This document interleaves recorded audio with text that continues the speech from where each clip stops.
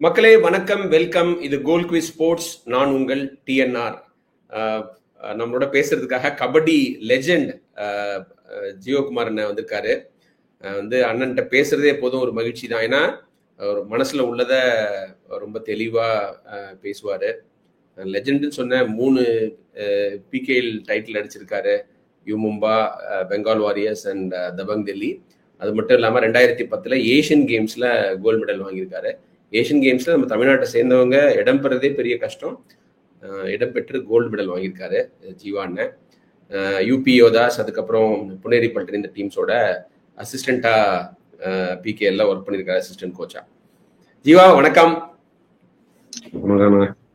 எப்படி இருக்கீங்க? சொல்லுங்க. ஃபர்ஸ்ட் நல்லா இருக்கிறோம். பிகேஎல் 11 முடிச்சுட்டு வந்திருக்கிறோம்.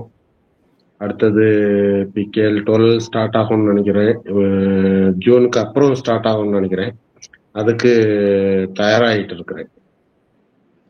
இந்த முறை கொஞ்சம் முன்னாடி நடக்கும் இல்லையா? இல்ல, அது என்ன டேட் இன்னும் ஃபிக்ஸ் ஆகல. முன்னாடி நடக்குமா என்ன, அதை பத்தி என்ன எந்த ஒரு தகவலுமே அபிஷியலா வரல. பட் பல அணிகள் ஹெட் கோச் அப்பாயிண்ட் பண்றது, அதுக்கப்புறம் இந்த நியூ யங் பிளேயர் செலக்ட் பண்றதுக்கு ட்ரையல்ஸ் எல்லாம் ரொம்ப மும்முரமா நடத்திக்கிட்டு இருக்காங்க. அதனால யூஸ்வலா நடக்கிற அக்டோபர் நவம்பருக்கு முன்னாடி நடக்க கூடும்னு தோணுது இல்லையா? அப்படி இல்ல, எல்லாரும் கொஞ்சம் அட்வான்ஸா போயிட்டு இருக்காங்க. நியூ யங் பிளேயர் இந்த வருஷத்துக்கு மட்டும் அவங்க சூஸ் பண்ணல. அடுத்த சீசனுக்கும் இப்பவுமே தயார் பண்ணி நம்ம எடுத்து வச்சுக்கலாம். அப்படி வளரக்கூடிய பசங்கள்ல இந்த வருஷம் ஜாயின் பண்ணாட்டாலும் இப்போ பிகேல வருஷத்துக்கு யங் பிளேயரை 4 பேர் தான் எடுக்க முடியும். ஆனா 4 பேர் சைன் பண்ணதுக்கு அப்புறம் அடுத்த சீசனுக்கு சைன் பண்றதுக்கும் இப்பவுமே தயார் பண்ணி எந்தெந்த பசங்க எல்லாம் வளரக்கூடும் அப்படின்னு பார்த்து அவங்கள இப்பவுமே கவர் பண்ணி வைக்கிறாங்க, சைன் பண்ணி வைக்கிறாங்க. ஓகே, அதனாலதான் எல்லாரும் அந்த ட்ரையல்ஸ் எல்லாம் பண்ணிட்டு இருக்காங்க. ஏன்னா ரொம்ப வேகமா எல்லாம் 1-2 டீமோட ஸ்குவாட் ரொம்ப ஃபாஸ்டாவே இருக்காங்க. இப்போ பட்னா டீம் ஸ்குவாட் ரொம்ப அட்வான்ஸா போயிட்டே இருக்காங்க. எந்தெந்த பசங்க நல்லா விளையாட ஆரம்பிக்கிறாங்களோ, சின்ன பசங்க, அவங்கள இப்பவுமே கான்ட்ராக்ட் பண்ணி வச்சுக்கிடுறது, கான்ட்ராக்ட்ல சைன் பண்ணி இப்பவுமே வச்சுக்கிடுறது. இப்போ நான் தேட ஆரம்பிச்சோம்னா, நம்ம என் டீமுக்கு நான் தேட ஆரம்பிச்சோம்னா பசங்க கிடைக்காது. ஆல்ரெடி சைன் பண்ணி முடிச்சிருப்பாங்க, மிஞ்சி இருக்க பசங்க தான் கிடைக்கிறாங்க.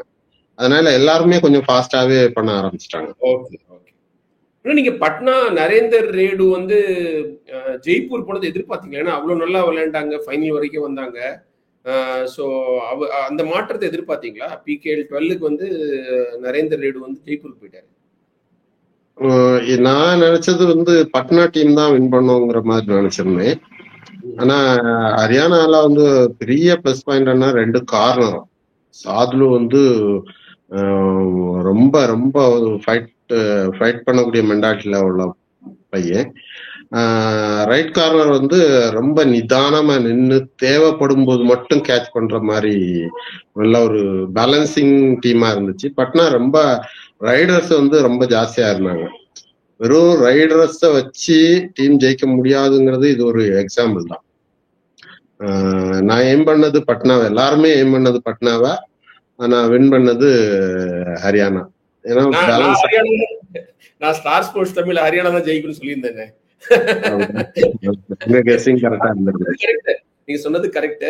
ராகுல் செத்பால் ரைட் கார்னர்ல, லெஃப்ட்ல ஷாத்லு, 2 பேரும் ஒரு தூண் மாதிரி இருந்தாங்க. ஷாத்லு கூட அவசரப்பட்டுலாம் டேக்கிள் பண்ணாரு. ராகுல் செத்பால் அவுட்ஸ்டாண்டிங், தேவையான சமயத்துல மட்டும்தான் டேக்கிள் பண்ணாரு. ரொம்ப 2-3 சீசனா பாக்குறேன், அப்புறம் நேஷனல்ஸ்லயும் பார்த்தேன். ரொம்ப நிதானமா நின்று ரொம்ப அவாய்ட் பண்ணி கரெக்டா அட்டெம்ப்ட் போடும்போது தான் கேட்ச் பண்ணுவோம். நல்ல ஒரு பிளஸ் பாயிண்ட் ஆகும். ஆமா, ராஜகுரு கூட பயங்கர ஃபேன் அவருக்கு, அந்த ராகுல் செத்பாலுக்கு. ஏன்னா யூ மும்பால அவருக்கு கீழே விளையாண்டாராம். சொல்லிக்கிட்டே இருப்பாரு, என்ன பாத்துக்கிட்டே இருங்க, இவன் பெஸ்ட், தேவையில்லாத வேலை எதுவுமே செய்ய மாட்டான் அப்படின்னு சொல்லிக்கிட்டே இருப்பாரு ராகுல் செத்பால. அப்புறம் ஜீவன் இன்னொன்னு கேட்கணும்னு நினைச்சேன். நீங்க சொன்ன மாதிரி பட்னா ரைடையே நம்பி இருந்தாங்க, அதுவும் யங் ரைடர்ஸ். ஹரியானா நீங்க பாத்தீங்கன்னா அவங்க ஒரு பிரைமரி ரைடர்ஸ், ஒரு சூப்பர் ஸ்டார் ரைடர்ஸ்னு சொல்லவே முடியாது. அந்த வினய்லாம், அப்புறம் சிவம் பட்டாரே போன வருஷம் தான் வெளியே வந்தாரு. வினய் ஒரு ஃபியூ சீசன் விளையாடி இருந்தா கூட ஒரு டீமுக்கு லீட் ரைடரா யாருமே அவர் கன்சிடர் பண்ண மாட்டாங்க. பட் அவங்க 2 பேரையுமே வச்சு ஜெயிச்சிருக்காங்களா ஹரியானா? ஸோ கோச்சுக்கு அது ஒரு கொஞ்சம் கிரெடிட் கொடுக்கணும்ல. வினய் வந்து ஒரு டேலண்டான ரைடர்னா எப்படி ராகுல் எப்படியோ அதே மாதிரி ரைடர்ல வந்து தேவையில்லாம போய் ஸ்டெப் போட்டுட்டு ரொம்ப ஃபாஸ்டா அந்த மாதிரி எல்லாம் பண்ண மாட்டான். கரெக்டா கெஸ் பண்ணுவான். ஏத்த டீம் வந்து கரெக்டா கெஸ் பண்ணி அவன் ஏத்தாப்புல எந்த பிளேயரா இருந்தாலும் அவன் கெஸ் பண்ண, அதாவது நான் ரைட் கவர் நிக்கிறேன்னா ராகுல் அவன் ரைடு வரான்னா நான் என்னோட மனசுல நினைப்பேன் ஏன் முன்னாடி இவன் போனஸ் போட மாட்டான் அப்படிங்கிற ரைடரா இருந்தாலும் ஏன் முன்னாடி போனஸ் போட மாட்டான்னு ஒரு கெஸ் பண்ணுவேன். அந்த கெஸ்ஸிங்க உடைச்சி அவன் எடுப்பான். அதுவும் ரஃபா இல்ல, டெக்னிக்கலா அப்படியே பேசாம நின்ன மாதிரி ஸ்டெப் போட்டது மாதிரி இருக்கும். டக்குனி ஒரு போனஸ் போட்டுருவான். எதிர்பார்க்க முடியாத டைம்ல அட்டெம்ப்ட் போட்டுருவான். கொஞ்சம் ராகுல மாதிரி அவன் கொஞ்சம் யோசிச்சு ஆடக்கூடிய ரைடர். ஒரு இன்டெலிஜென்ட் பிளேயர். கரெக்ட், அப்படி சொல்லலாம். ஒரு ஸ்மார்ட்டான பிளேயர். அப்புறம் இன்னொன்னு ஜீவா, அவர் வந்து அந்த பையன் வந்து ஒரு மேட்சுக்கு சூப்பர் 10 போடுறது அந்த மாதிரி டார்கெட்லாம் இல்ல. 5-6 பாயிண்ட் எடுத்தாலும் முக்கியமான பாயிண்ட் முக்கியமான நேரத்தில் எடுக்கிறது. அந்த டீம் தான் ஜெயிக்கும் எப்பவுமே. பாருங்க, சாதுலு இருக்கிறது ஒரு பெரிய பிளஸ் பாயிண்டா இருந்தாலும் அவன் தேவையில்லாத நேரத்துல அடிச்சு கேட்ச் விடுவான். ராகுல் அப்படி கிடையாது. 5 பாயிண்ட் எடுக்க முடியாட்டாலும் கேட்ச் பண்ண முடியாட்டாலும் தேவையான 1-2 கேட்ச கரெக்டா அடிச்சிருவோம். டீம் நிக்கிறதுக்கு அதான் யூஸ் ஆகும். ஜீவா, அப்புறம் சொன்னீங்க நீங்க பட்னா ஜெயிக்க சான்ஸ் இருக்கு. ஜெயிச்சிருந்தா யாரும் கம்ப்ளைண்ட் பண்ணிருக்க மாட்டாங்க. ஏன்னா அவ்வளவு சிறப்பா விளையாண்டாங்க, ஒரு எக்ஸைட்டிங் கேம் விளையாண்டாங்க. போக போக வந்து அவங்களோட டிஃபென்ஸ் கூட இம்ப்ரூவ் ஆயிடுச்சு. ரேடிங் அளவுக்கு இல்லைன்னா கூட அந்த அங்கித் லெஃப்ட் கார்னர்ல நல்லா விளையாண்டாரு. வந்து டீமுக்குள்ளார ஒரு தீபக்னு ஒரு கவர் கூட கொஞ்சம் பெட்டரா பெர்ஃபார்ம் பண்ணாரு. பட் ஓவரால் அந்த ஒரு எக்ஸ்பீரியன்ஸ் தேவைப்படுதா? இப்ப நீங்க பிகேஎல் டைட்டில் ஒரு வெறும் யூத் மட்டும் இருந்தா பத்தாது, கொஞ்சம் திங்க் பண்ணி ஆடணும் அப்படிங்கறத ஹரியானா ப்ரூவ் பண்ணிருக்காங்களா? கரெக்ட். இதுல வந்து நம்ம கத்துக்க வேண்டியது அதுதான். இப்ப வந்து பட்னால 3 ஹெவி ரைடு இருந்தாலும் எல்லாருமே அடிச்சு ஆடக்கூடிய ஆட்கள், எல்லாம் உள்ள அட்டாக் பண்ணி ஆடக்கூடிய ரைடர்ஸ், நல்ல ரைடர்ஸ் தான். ஆனா ஃபைனல்னு வரும்போது அவங்களால அந்த பெர்ஃபார்மன்ஸை கொடுக்க முடியல. காரணம் வந்து அந்த டீம் அந்த சாதுலு நிக்கிறான் அப்படிங்கிற ஒரு பயம். இந்த இடத்துலதான் வந்து எக்ஸ்பீரியன்ஸ் தேவைப்படுது. மற்றபடி ஒரு ஃபைனல் ஆடுறவங்க ஒரு ப்ரெஷர் இதெல்லாம் கடந்து நம்ம ஆடணும்னா அந்த மெச்சூரிட்டி எக்ஸ்பீரியன்ஸ் ரெண்டும் இருந்தாதான் சாத்தியப்படும். ஜீவா, அப்புறம் பட்னா பத்தி இன்னொரு கேள்வி. நம்ம பையன் சுதாகர் வந்து போன சீசன், அதாவது சீசன் 10ல வந்து 100 பாயிண்ட்டுக்கு மேல எடுத்திருந்தாரு. இந்த சீசன்ல அவர் தான் வந்து பிரைமரி ரைடரா இருப்பாருங்கிற மாதிரி ஆரம்பத்துல ஒரு ப்ரொஜெக்ஷன் இருந்தது. பட் அன்பார்ச்சுனேட்லி அவருக்கு வந்து வாய்ப்பே கிடைக்கல. ஃபைனல்லாம் திடீர்னு இறக்கி விட்டாங்களே தவிர அவரை வந்து கன்சிஸ்டண்டா பயன்படுத்தவே இல்லை. ஸோ சுதாகரோட மைண்ட் செட் எப்படி இருந்திருக்கும், அந்த பையன் என்ன பண்ணணும்? ஏன்னா அதுக்கப்புறம் இப்போ நேஷனல்ஸ்லாம் வந்து விளையாடி இருக்காரு ரயில்வேஸ்க்கு. சின்ன பையன் தானே, நம்ம விளையாடணுங்கிற ஒரு ஆர்வம் அவருக்கு எப்போதும் இருந்திருக்கும். அது நடக்காத போது இந்த டிசப்பாயின்மெண்ட்லாம் அவர் எப்படி ஃபேஸ் பண்ணணும்? அதாவது அந்த விளையாடக்கூடிய மென்டாலிட்டி அவனுக்கு கம்மியாகும்னு நான் நினைக்கல. அவனுக்கு ஜாஸ்தியா தான் இருக்கும். இன்னும் நம்ம விளையாடணும்னு இருக்கும். அவன் கொஞ்சம் சூஸ் பண்ணவும் முடியாது. இப்ப சான்ஸும் அந்த மாதிரி இருக்குது. நம்ம ஒரு டீமுக்கு சூஸ் பண்ணி போறதா இருந்தாக்கி ரைடர் இல்லாத ஒரு டீம்ல அவன் போய் ஆடினாக்கி அவன் மெயின் ரைடர் ஆகும். ஃபுல் கெப்பாசிட்டியை நம்ம காணிக்க முடியும். நம்மளோட ஈவெண்ட்ல நம்ம கெப்பாசிட்டியை காணிக்க முடியும். இப்போ பட்னால போனதுனால என்ன ஆச்சுன்னா 3 ரைடர் ஆல்ரெடி ஹெவி ரைடு இருந்ததுனால இவருக்கு சான்ஸ் கம்மியாகுது. இவனுக்கு இப்ப தேவை சான்ஸ் அதிகமா தேவை. டேலண்ட் எல்லாமே நல்லா இருக்குது. இத நம்ம எப்படி நம்ம செலக்ட் பண்ண முடியாத டீமை, இந்த டீம்ல இப்போ ரைடர் இல்ல அந்த டீம்ல நான் போய் ஆடுறேன் அப்படின்னு நம்ம செலக்ட் பண்ண முடியாது. செலக்ட் பண்றது ஆப்ஷன்ல எடுக்கிறாங்க. கூடவே இவருக்கு ஒரு லக் இருந்தா அந்த சான்ஸ் வர்றதுக்கு சான்ஸ் இருக்கு. லக்கு தான் இப்போ வேணும். எல்லா கெப்பாசிட்டியும் நான் சொல்ல நினைச்சேன், வந்து லக்கு தேவை. நீங்க வந்து அதே ரைடர் இங்க நம்ம ஹைதராபாத் டீம்ல இருந்தாருன்னா, தெலுங்கு டைட்டன்ல இருந்திருந்தா அவரோட ஃபுல் பெர்ஃபார்மன்ஸை காமிச்சிருக்க முடியும். அவர் ஹெவி ரைடரா காமிச்சிருக்கலாம். ஆமா, ஏன்னா இப்ப நிறைய அணிகள் வந்து 2 ரைடரையோட நிறுத்திக்கிறாங்க, 3வது ரைடரை பயன்படுத்தவே இல்லை. நீங்க இவங்களை கூட எடுத்துங்க, ஹரியானா கூட எடுத்துக்கங்க, சிவம் பட்டாரு, வினய், அவங்களை மட்டும்தான் பயன்படுத்தினார் பெரும்பாலும். 3வது ரைடருக்கு பெரிய டீம் கேமுக்கு அதுதான் தேவை சார். 3 ரைடர் வந்து கண்டினியூவா 3 ரைடரையும் யூஸ் பண்ணவே கூடாது. 2 ரைடர் தான் யூஸ் பண்ணணும். அந்த 2 ரைடர்ல யாருக்காவது ஃபெயிலியர் ஆச்சுன்னா தான் அந்த 3வது ரைடரை யூஸ் பண்ணணும். அந்த 3வது ரைடையும் 2வது ரைடரா தான் யூஸ் பண்ணணும். யாருக்கு ஃபெயிலியர் ஆகுதோ அவங்கள டிஃபென்ஸுக்கு சப்போர்ட் பண்ற மாதிரி இருக்கணும். இந்த 2 ரைடரும் அவுட் ஆனா இவங்க 2வது ரைட் பண்ற மாதிரி இருக்கும். அப்பதான் அந்த டீம் வந்து அப்படி அந்த பிக்கப் ஏறிட்டே போகும். அந்த இப்போ ஒரு 2 டீம் ஆடுதுன்னா, நான் இங்க இருந்து 2 பாயிண்ட் எடுத்துட்டு வரேன், அங்க இருந்து 2 பாயிண்ட் எடுத்துட்டு போறாங்க, திருப்பி இங்க இருந்து 2, அப்படி போனா டீம் வந்து வின் பண்ணக்கூடிய சாத்தியம் வராது. அது வந்து இக்கட்ல கொண்டு விடும், கடைசி நேரத்துல டைட் ஆயிடும். அதாவது நம்ம ஒரு 2 பாயிண்ட் எடுக்கிறோம்னா அந்த பாயிண்ட் அங்க கண்ட்ரோல் பண்ணி அடுத்த ரைடு போறவங்க வந்து அந்த கேட்ச் ஆகாம நிதானமா பாயிண்ட் எடுத்துட்டு வராட்டாலும் கேட்ச் ஆகாம நிதானமா ஆடிட்டு வந்து அந்த மாதிரி அந்த ஸ்கோரை 1-1 அப்படி ஏத்தி கொண்டு போய் அந்த வாஸ் அவுட்டா எடுக்கணும். அப்பதான் சாலிடா ஜெயிக்க முடியும். நீங்க சொல்ற மாதிரி பாத்தீங்கன்னா இப்ப வந்து தொடர்ந்து 2 ரைடர்ஸ் நல்லா விளையாடுறாங்க, லீக்ல எல்லாம் நல்லா விளையாடிடுறாங்க. டுவர்ட்ஸ் த எண்ட் உங்களுக்கு இப்போ நாக் அவுட் ஆரம்பிக்கிற சமயத்துல ஒரு ரைடருக்கு ஃபார்ம் அவுட் ஆகுதுன்னு வச்சுக்கோங்க, அது இன்ஜுரி வந்துருதோ அல்லது ஃபார்ம் கூட அவுட் ஆயிடுதுன்னா, அப்ப திடீர்னு ஒரு 3வது ரைடர் வந்து அவருக்கு ரிதம் கிடைக்க சான்ஸ் டைம் ஆயிடும்ல. அப்ப அந்த மாதிரி சிச்சுவேஷன் என்ன பண்ணும்? அதாவது நீங்க 2 ரைடை யூஸ் பண்ணணும்னு சொல்றேன், 3வது ரைடே போகாம இருந்தாதான் அந்த பிரச்சனை வரும். ஒரு லீக்ல ஆடிட்டு வந்துட்டு இருக்கும்போது 2 ரைடு சக்சஸ் ஆகிட்டே இருக்குன்னாக்கி ஏதோ இந்த மேட்ச் 2 ரைடு சக்சஸ் ஆயிரும் 2 பேருக்கு. அடுத்த மேட்ச்ல வந்து அந்த 2 ரைடுக்கும் சக்சஸ் ஆகும்னு சொல்ல முடியாது. அதுல யாராவது ஒரு ஆள் ஃபெயிலியர் ஆகலாம். அந்த டைம்ல அவரை நிப்பாட்டிக்கிட்டு இந்த இவங்க வெயிட் பண்ணி வச்சிருந்தாங்களா அந்த ரைடரை யூஸ் பண்ண ஆரம்பிச்சிடும். இது வந்து ஈவெண்டா எல்லாத்துக்கும் கிடைச்சிட்டே தான் இருக்கும், சான்ஸ் எல்லாத்துக்கும் ஓரளவு கிடைச்சிட்டே இருக்கும். இன்னொன்னு லீக் ஃபுல்லாவே டீம்ல ஆடிட்டு இருக்கும்போது அவன் மென்டாலிட்டியும் கம்மி ஆகாது, மைண்ட் பவரும் கம்மி ஆகாது. அந்த டீமுக்கு ரிதம்லயே போயிட்டு இருப்பாங்க. அதனால நாக் அவுட்ல சக்சஸ் ஆகும். Okay okay. அதாவது 3வது ரைடரை வந்து பயன்படுத்தணும், அப்பப்ப அவருக்கு எப்ப தேவையோ அப்பெல்லாம் சான்ஸ் கொடுத்து அவரையும் கொஞ்சம் தயார்படுத்திக்கிட்டே இருக்கணும், தயார் பண்ணி வச்சிருக்கணும், அவர் ரெடியா இருக்கணும். அவசியம் நடந்த பிரச்சனை இதுதான். சுதாகருக்கு நடந்த பிரச்சனை என்னன்னா, அவன் நல்ல ரைடர்னு கோச்சிக்கும் தெரியும், எல்லாத்துக்கும் தெரியும். அவனை பின்னாடி நம்ம தேவைப்படும் போது பயன்படுத்திக்கலாம்னு சொல்லி வெளியே வச்சுட்டாங்க. Exactly correct. அதனாலதான் அவனால பிக்கப் பண்ண முடியல.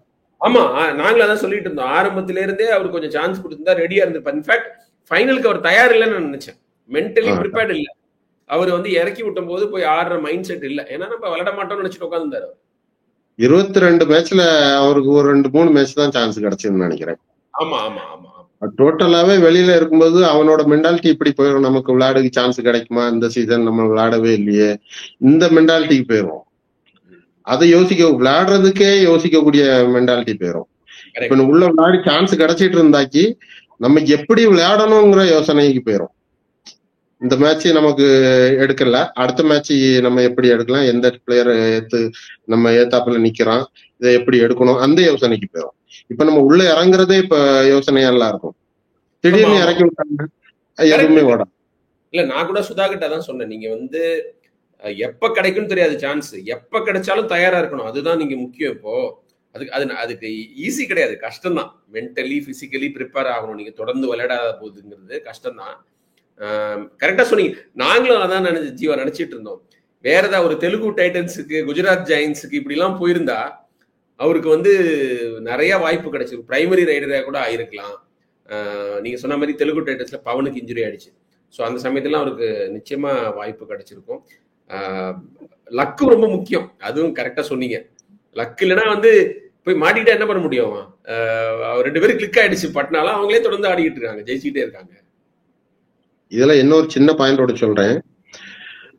பொதுவா வந்து நமக்கு ஒரு கெப்பாசிட்டி இருக்கிற ஒரு பிளேயருக்கு வந்து இது வந்து எல்லாத்தையும் மீறின ஒரு இது. எப்போ சான்ஸ் கிடைக்குது, எப்போ சான்ஸ் கிடைக்கல, இதெல்லாம் எதிர்பார்க்கவே கூடாது.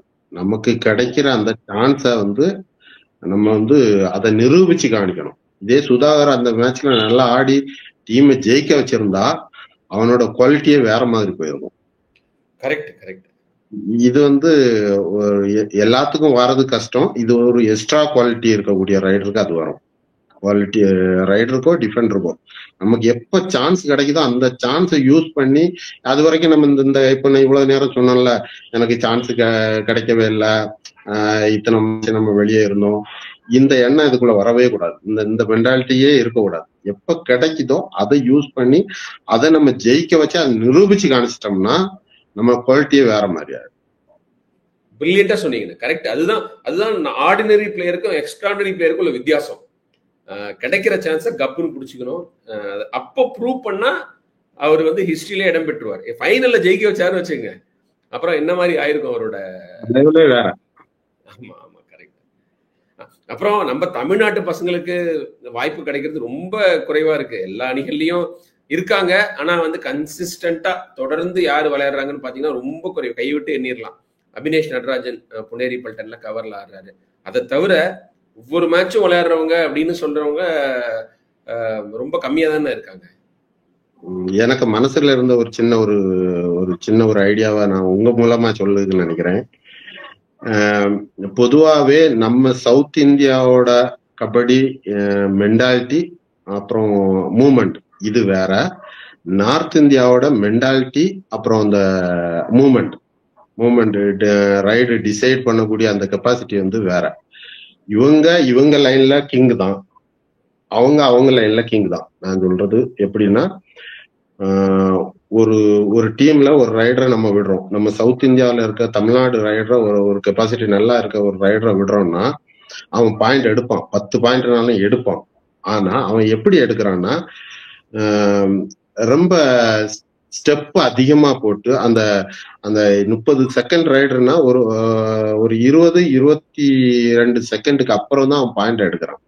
அங்கேயும் இங்கேயும் ஓடி யாரு ஏமாந்து நம்மளை அடிச்சு விடுறாங்களோ இல்ல ஏமாந்து நம்ம முன்னாடி விடுறாங்களோ அவங்கள தோற்றோம்.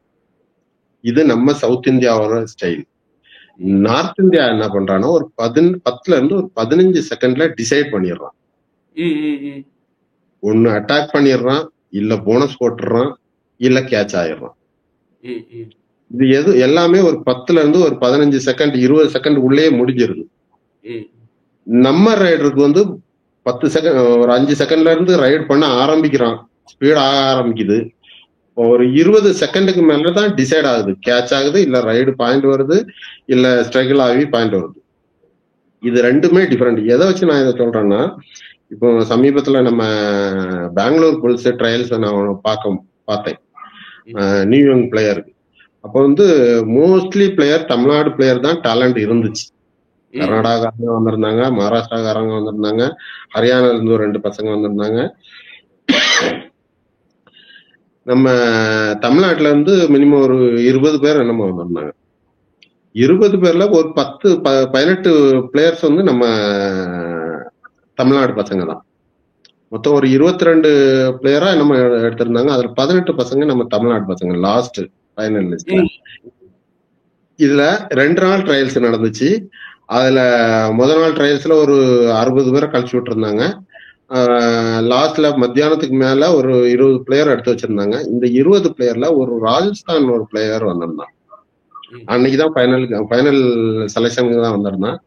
ஹைட் நல்லா இருந்து, பிசிக் நல்லா இருந்து, எல்லாம் இருந்துச்சு. நம்ம பசங்களுக்கும் ஹைட் நல்லா இருந்துச்சு. இதுவரைக்கும் ஆடினது எல்லாருமே பாயிண்ட் எடுத்தாங்க, நம்ம பசங்க பாயிண்ட் எடுத்தாங்க. ஆனா அந்த பையன் ஆடும்போது மட்டும் எல்லாத்துக்கும் கவனத்தையும் இருந்தான். அவன் அதிகமா பாயிண்ட் எடுக்கல. பிளஸ் அவன் வந்து 10 செகண்ட் 15 செகண்ட்ல வந்து டச் பண்ணிடுறான், இல்ல போனஸ் போட்டுறான், இல்ல ஸ்ட்ரகிள்ல அவுட் ஆயிடுறான். இது வந்து எல்லாத்துக்கும் இந்த பிளேயரை வந்து நம்ம கொண்டு வந்துடலாம், இம்ப்ரூவ் பண்ணிடலாம் அப்படிங்கிற மென்டாலிட்டி வந்து அந்த டிஃபரெண்ட் அங்கதான் நான் பார்த்தேன். Okay okay, interesting. நமக்கே அது வந்துருச்சு. நமக்கு பார்த்து உடனே டிசைட் பண்றானே அப்படிங்கிற இது வந்து நார்த்ல இருக்க எல்லா பிளேயர்கிட்டயும் அது இருக்குது. ஓகே, சோ இது நம்ம வந்து கபடி நம்ம பாரம்பரியம், நம்ம உயிரோட கலந்தது, இதெல்லாம் சொல்லிட்டு இருக்கு ஒரு பக்கம். பிகேல சக்சஸ் வேணும்னா என்ன தேவைங்கிறது அது இன்னொரு பக்கம் இல்லையா? அதை நம்ம புரிஞ்சுக்கணும்.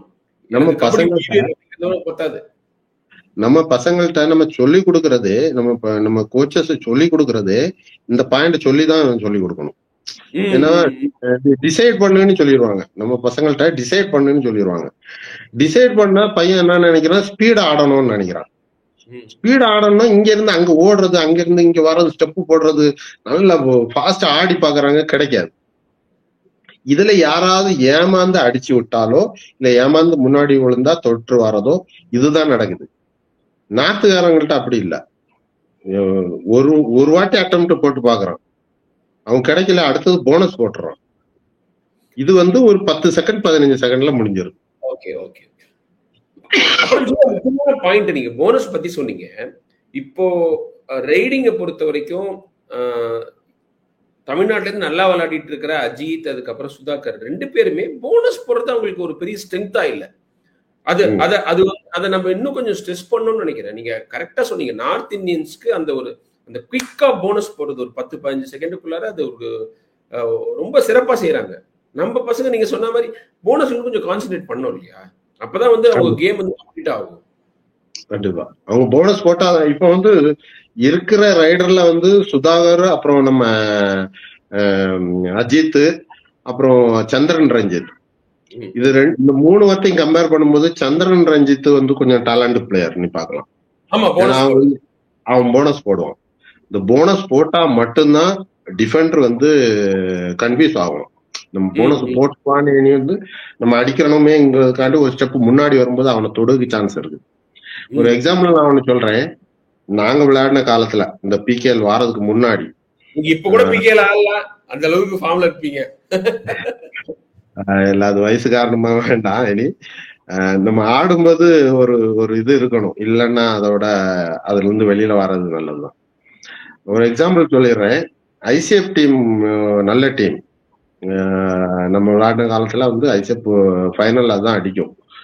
அதுல வந்து கணேசன் ஒரு பிளேயர் உண்டு, லெப்ட் கார்னர் ஆடுவாங்க, பிளஸ் ரைடும் பண்ணுவாங்க. கணேசன் எப்படின்னா மின்னல் மாதிரி ஆடுவார், ரொம்ப ஸ்பீட் ஆடுவார், முன்னாடி யார் இருந்தாலும் டச் பண்ணுவார், ரொம்ப விளையாடுறது ஸ்டைலானா இருக்கும். அப்படி அந்த என்ன இந்த குட்டி மீன் இருக்குதுல்ல, மீன் துள்ளுனா எப்படி இருக்கும், கஜ நீட்டா அந்த மாதிரி ஆடுவார். ஆனா அவருக்கு போனஸ் போட தெரியாது. போனஸ் போட தெரியாது. நம்ம என்ன பண்ணுவோம், நம்ம ரைடர் வந்த உடனே கவர் வந்து கொஞ்சம் இறங்கி காணிப்போம்ல, ஏன்னா போனஸ் போட்டுருவாருன்னு இறங்கி காணிப்போம். அவரு இறங்கி வச்ச ஆள் யாரா இருந்தாலும் தொட்டுருவாரு. ரொம்ப ஈஸியா அட்டெம்ப்ட் பண்ணிட்டு போயிட்டே இருப்பாரு. அப்ப நான் ஒரு மேட்ச் ஒண்ணு கவனிச்சேன். ஒரு மகாராஷ்டிரா போலீஸ் டீம், எல்லாருமே இந்த முடி கொட்டி வயசான ஆட்கள். ஒருத்தரும் அந்த ஃபார்ம்ல இருந்த ஒரு பிளேயர்னு யாரும் சொல்ல முடியாது, ஆனா எக்ஸ்பீரியன்ஸ் ஆன பிளேயர். அவங்க கூட ஐசிஎஃப் டீம் மேட்ச் வின் பண்ணிச்சு ஐசிஎஃப்.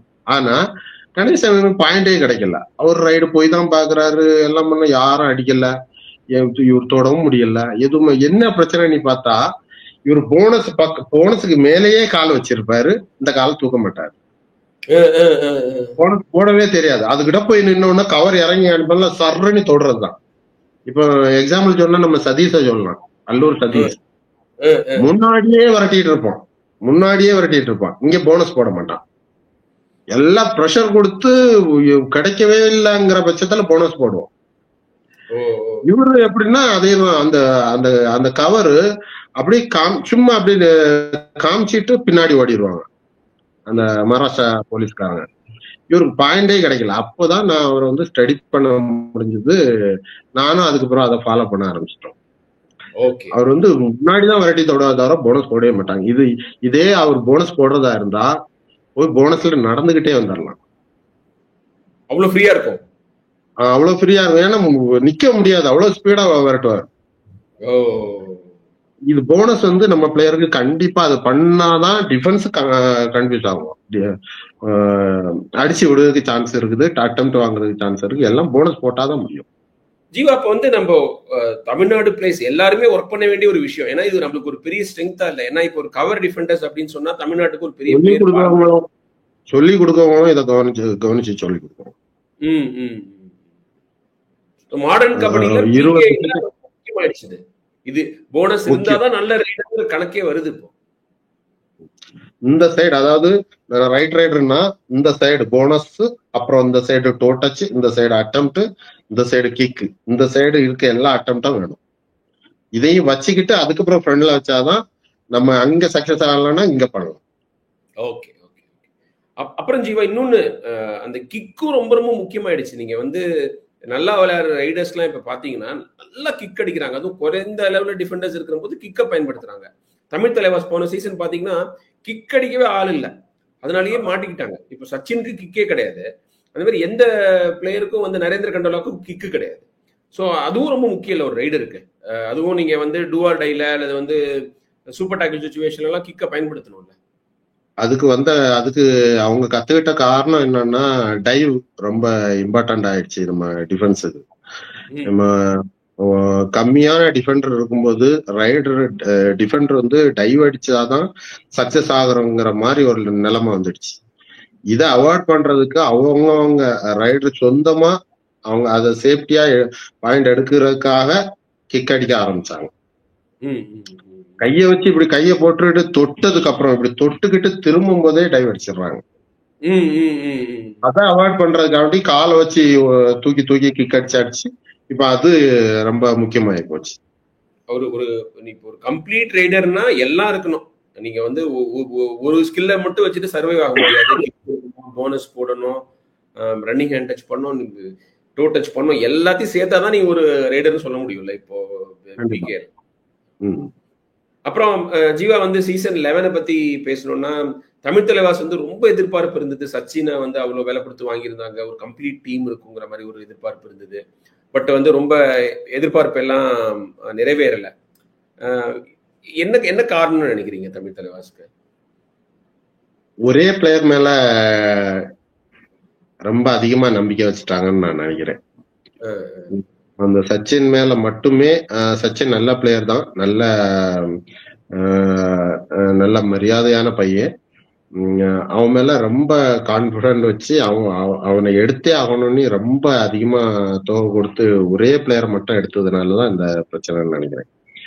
இதுல வந்து இந்த வளரக்கூடிய பசங்கள்ல ஒரு 3-4 பேரை எடுத்து வச்சிருந்து அவங்களுக்கும் அந்த சான்ஸ் கொடுத்திருந்தா சச்சினுக்கும் சக்சஸ் ஆயிருக்கும். அவன் ஃபெயிலியர் ஆகிற டைம்ல அடுத்த பிளேயரையும் இம்ப்ரூவ் பண்ணிருக்கலாம். ஸோ இப்போ நீங்க பிகேல முன்ன மாதிரி ஒரு பரதீப் நர்வால், ஒரு பவன் அல்லது ஒரு மணிந்தர் ஒருத்தரை வச்சு ஜெயிக்க முடியுங்கிறது இனி கஷ்டம் அப்படின்னு நம்ம எடுத்துக்கலாம். இனி இல்ல சார், இனி சொல்ல முடியாது. எப்பவுமே எனக்கு அந்த ஒரு பிளேயருக்கு மேல வந்து நம்பிக்கை வச்சு ஆக்கி ஒரு குறிப்பிட்ட தூரம் வரைக்கும் தான் போக முடியும். ஃபுல் டீமும் செட்டா இருந்தா மட்டும்தான் வந்து ஒரு பிகேல வந்து அடிக்க முடியும்னு நான் நினைக்கிறேன். நீங்க இது வரைக்கும் வின் பண்ண எல்லா டீமையும் எடுத்து பாருங்க, எல்லாமே ஒரு பேலன்ஸா இருந்தா டீம் மட்டும்தான் அது ஜெயிக்கும். பேலன்ஸா இருந்தே ஆகணும். ஒரே ஒரு பிளேயரை வச்சு ஜெயிச்சோம்னா அந்த பிளேயருக்கு மட்டும் பாயிண்ட் கிடைக்கும், மற்ற யாருக்கும் பாயிண்ட் கிடைக்காது. அவனோட பேரு அவனோட புகழ் மேலுக்கு வரும், ஒரு பவன் பவன் பவன்ங்கிற பேர் வரும். ஆனா டீமை பார்த்தா கீழே தான் இருக்கும். ஜெயிக்கக்கூடிய அந்த கெப்பாசிட்டி, ஜெயிக்கணும்னா பவன் இல்லாட்டியும் அந்த டீம் ஜெயிக்கிற மாதிரி ஒரு கெப்பாசிட்டி வைக்கணும். இப்ப நீங்க வந்து எக்ஸாம்பிள் எதை சொல்லலாம், நம்ம சீசன் 7 சொல்லலாம். மணிந்தருக்கு ஃபைனல்ல அடிபட்டுச்சு. மணிந்தர் எங்க டீம் தான், பெங்கால் டீம்ல வந்து மெயின் ரைடர் அவன் தான். ஃபைனல் ஆட முடியல. அதுக்கப்புறம் அந்த ஃபைனல்ல வந்து நம்ம சுகேஷ் ஹெக்டே ஃபைனல் நல்லா ஆடிட்டான், ஈரான் பையன் ஃபைனல் நல்லா ஆடிட்டான், நவி பக்ஸ் நல்லா ஆடிட்டான், ரவீந்திர குமாவத் நல்லா ஆடிட்டான். அது பேலன்ஸ் இருந்தே ஆகணும், ஜெயிக்க முடியும். பவன் இருந்தா, பவன் மாதிரி ஒரு ரைடர் இருந்தா டீமுக்கு நம்பிக்கை கொடுக்கும். அந்த நம்பிக்கையோட சேர்த்து ஒரு 2 பிளேயர் எக்ஸ்ட்ரா இருக்கணும். நம்ம பவன் இல்லாட்டிலும் எடுக்கணும் அப்படிங்கிற பாயிண்ட் வேணும். புரியுது. அதாவது ஆக்சுவலா கொஞ்சம் ஆரம்ப காலகட்டத்திலாம் கூட ஒருத்தர் தனியால நிறைய பாயிண்ட் 350 பாயிண்ட்லாம் எடுத்துலாம் பார்த்துருக்கோம். வந்து தனியாவே நிறைய பர்ஃபார்ம் பண்ணிருக்காங்க. ஆனா இப்ப வந்து டிஃபென்ஸ்லாம் ரொம்ப டஃப் ஆயிடுச்சுல, எல்லா டீம்லயும் டிஃபென்ஸ் நல்லா இருக்குங்கும் போது ஒருத்தரை மட்டும் நம்பி இருந்தா அவரை கூட ஏதாவது திட்டம் போட்டு பிடிச்சிருவாங்கல்ல. எல்லாரும் வீடியோ எல்லாம் பாக்குறாங்க, என்ன செய்வாருங்கிறத கரெக்டா முன்னாடியே இது பண்ணிடுறாங்க, தீர்மானிச்சு பிடிச்சிடுறாங்க. நீங்க சொன்ன மாதிரி பேலன்ஸ் இருக்கணும். ஏன் போன வருஷம் வந்துட்டு சீசன் 10ல இருந்த புனேரி ஒரு நல்ல எக்ஸாம்பிள் சொல்லலாம். யாருமே 200 பாயிண்ட் தாண்டல. சூப்பர் 10 ரொம்ப குறைவு. ஆனா அவங்க ஜெயிச்சாங்க. ஏன்னா வந்து அந்த ஷேர் பண்ணிக்கிட்டாங்க அந்த ரெய்டிங் லோட. ஸோ ஒரு கலெக்டிவா இருந்தது. புனேரி சீசன் 11லயும் திரும்ப ஜெயிப்பாங்கன்னு எல்லாம் எதிர்பார்த்துட்டு இருந்தாங்க. பட் அன்பார்ச்சுனேட்லி அதுவும் நடக்கல ஜீவா. நீங்களும் பிசி ரமேஷுக்கு அசிஸ்டண்டா இருந்தீங்க.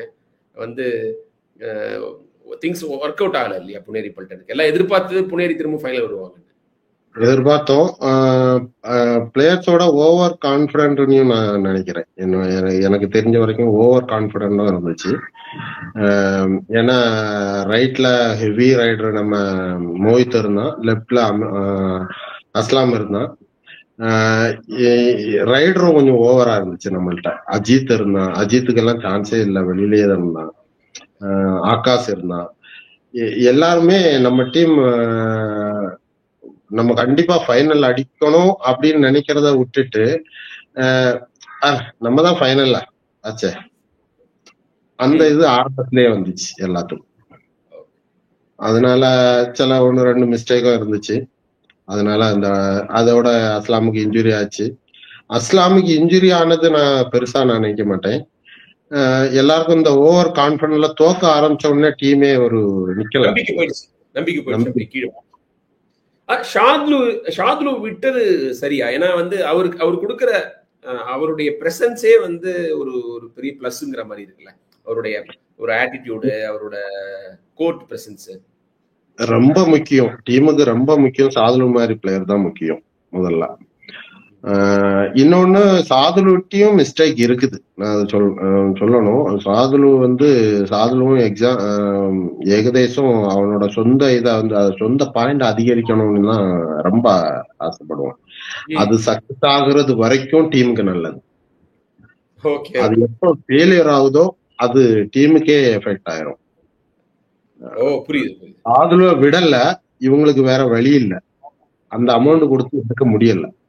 ஓகே, அவரை ரீடைன் பண்றதுக்கான வாய்ப்பு குறைவா இருந்தது. அதனாலதான் அவரை வந்து ஆக்ஷன்ல விட்டார்.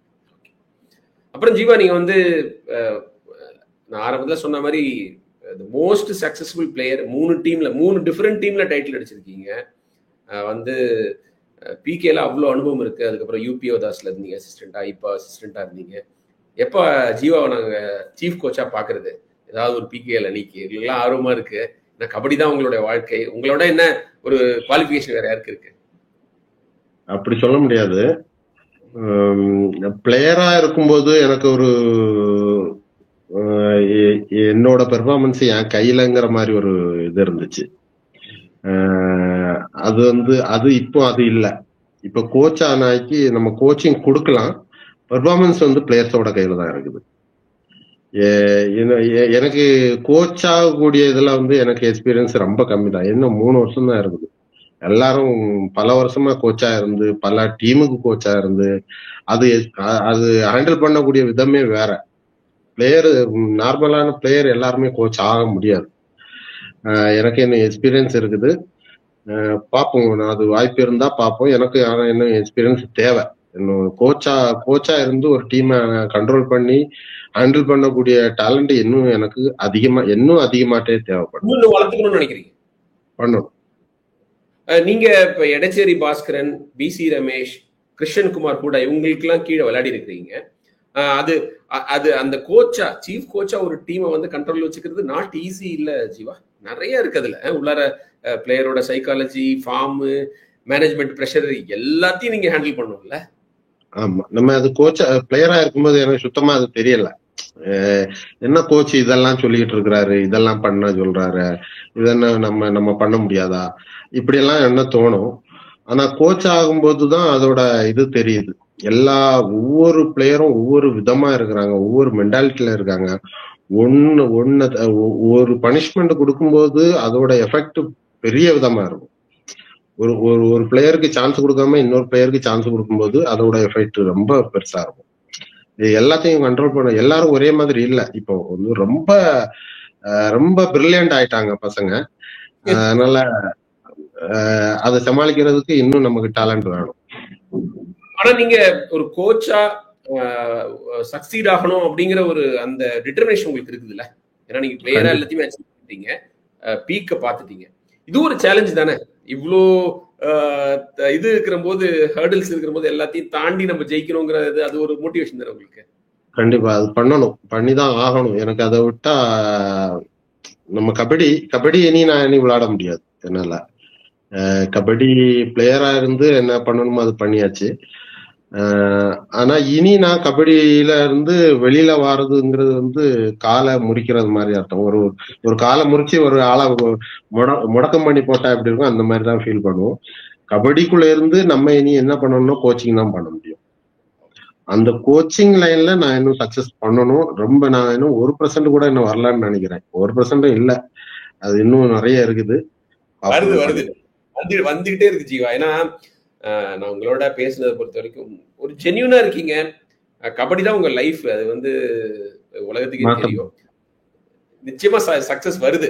ஆனா பிளேயராக சக்சஸ் வரதை விட கோச்சா வரது கஷ்டம்னு நினைக்கிறேன். நீங்க சொன்ன மாதிரி உங்க கையில இல்லையே, மத்த பசங்கள ஆடணுமே. இதுக்கு வந்து வெறும் இந்த கேம்ல மட்டும் கான்சென்ட்ரேஷன் பண்ணி பிரயோஜனம் இல்லை.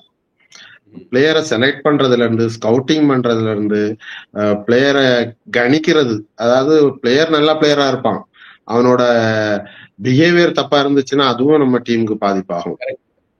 இது எல்லாத்தையும் பார்க்கணும். அப்புறம் அவன் டீமுக்காக எல்லாம் இணைஞ்சு விளையாடணும். 7 பேர் 7 விதமா ஆடக்கூடாது இல்ல. அவன் ஈகோவை விட்டுட்டு டீமுக்காக ஆடுற மென்டாலிட்டியை கோச் கொண்டு வரணும். எவ்வளவு இருக்குது. நான் பாத்துருக்கிறேன், ஃபுட்பாலா இருக்கட்டும், கபடியா இருக்கட்டும், கோச்சிங் வந்து ஹை பிரஷர் குக்கர் வேலை தான் அது.